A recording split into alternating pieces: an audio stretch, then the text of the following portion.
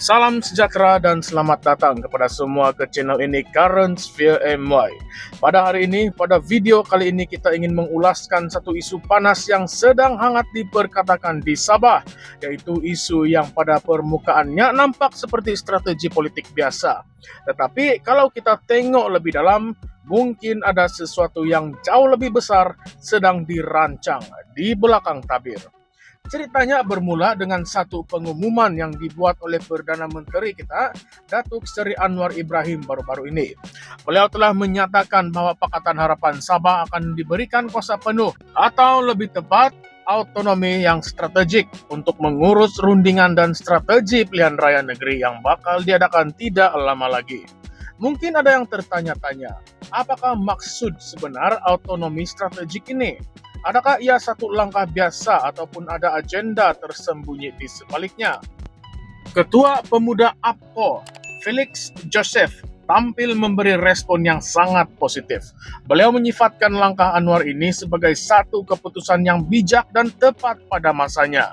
Kenapa? Karena menurut beliau, ini membuktikan bahwa Perdana Menteri yakin dengan kematangan politik dan kemampuan pemimpin-pemimpin Sabah untuk menguruskan hal negeri mereka sendiri tanpa terlalu bergantung kepada pusat.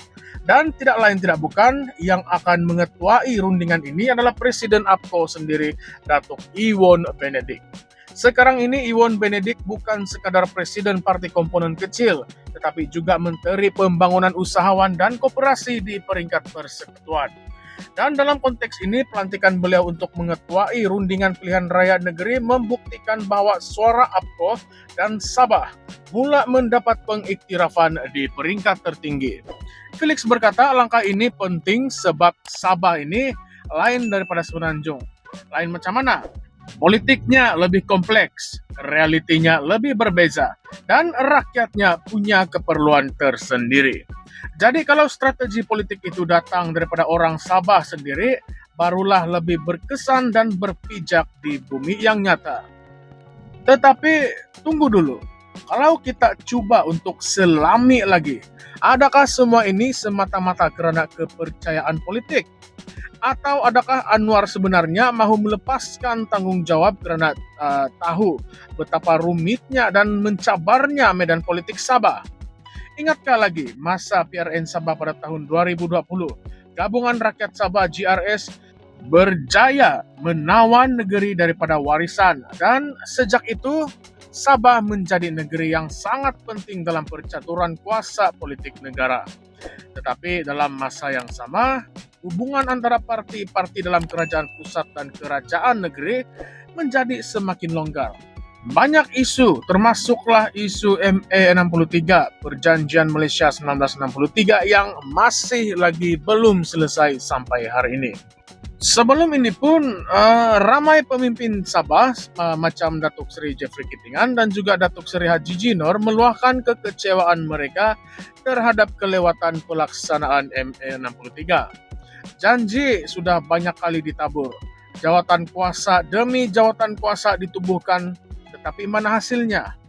Masih lagi kabur-kabur. Jadi bila Anwar mengumumkan bahwa PH Sabah boleh menentukan sendiri strategi PRN, adakah ini sebenarnya satu cara untuk memujuk hati pemimpin Sabah? Atau untuk mengekang kemarahan yang makin memuncak karena isu-isu tertunggak yang tidak selesai? Felix juga menyebut bahwa dengan adanya autonomi strategik ini, parti-parti komponen dalam PH Sabah boleh bincang dan agihkan kerusi dengan lebih adil, lebih tersusun. Kononnya ingin mengelakkan pertindihan lah, dan kononnya ingin memantapkan lagi kerjasama. Tetapi kalau kita tahu, realitinya di EP Sabah dan PKR Sabah pun ada suara mereka masing-masing. Ada yang mungkin tidak selesa apabila APCO diberi ruang terlalu besar. Tambahan pula kalau kita imbas semula beberapa kenyataan dari pemimpin PH sebelum ini, mereka ada juga menunjukkan rasa kurang senang dengan sikap abang besar dari pusat. Jadi adakah keputusan Anwar ini benar-benar untuk memberi kuasa kepada Sabah atau sebenarnya untuk menjauhkan tangan pusat dari masalah dalaman PH Sabah sendiri? Satu lagi persoalan yang menarik, Apabila Iwan Benedik diberi peranan utama dalam rundingan PRN, adakah ini isyarat kepada perubahan pakatan politik? Kita tahu yang warisan masih lagi berpengaruh di Sabah. GRS pula walaupun berkuasa tetapi sudah mula goyah dengan munculnya parti-parti serpihan dan juga tekanan dalaman.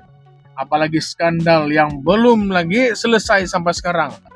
Jadi adakah PH Sabah akan bekerja sama dengan warisan di dalam diam? Ataupun adakah APCO akan coba menjadi jambatan antara PH dan GRS demi menstabilkan politik negeri? Apapun, Felix menekankan bahwa fokus utama mereka tetap pada pembangunan negeri, mengurangkan kemiskinan, memperjuangkan hak Sabah dalam ME63 dan memastikan agenda pembangunan sampai ke rakyat, terutamanya luar bandar. Bunyinya bukan lagi macam, tetapi memang indah bunyinya. Tetapi kita semua tahu, janji pembangunan sudah lama menjadi mantra dalam setiap PRN yang lalu. Yang jadi persoalan besar, adakah otonomi strategik ini akan benar-benar mempercepatkan pelaksanaan dasar-dasar ini?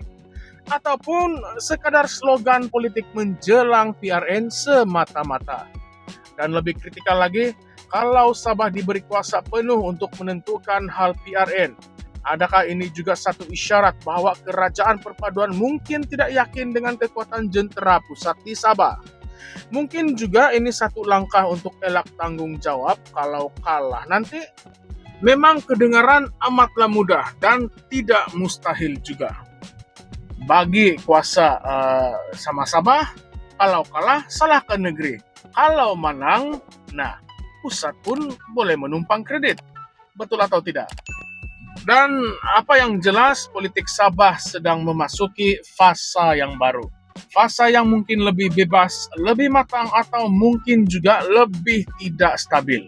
Segalanya bergantung kepada bagaimana pemimpin tempatan mengemudi kapal mereka.